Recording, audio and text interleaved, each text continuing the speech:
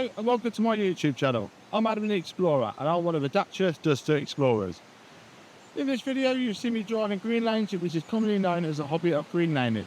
Some of these lanes can be easy and some can be incredibly difficult and or potentially dangerous, but all offer a beautiful feeling of excitement and escapism.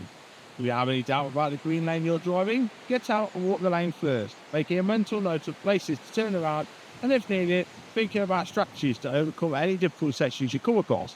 Because reversing after a failed attempt to get along the lane can be incredibly difficult and increases your risk of an accident or potential damage to your vehicle. I personally should know.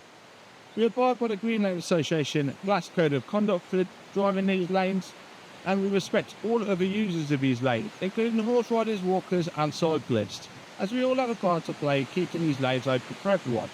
If you're thinking of green laning yourself, please consider joining the Green Lane Association to help in the fight to keep these lanes open and to help you understand more about this hobby.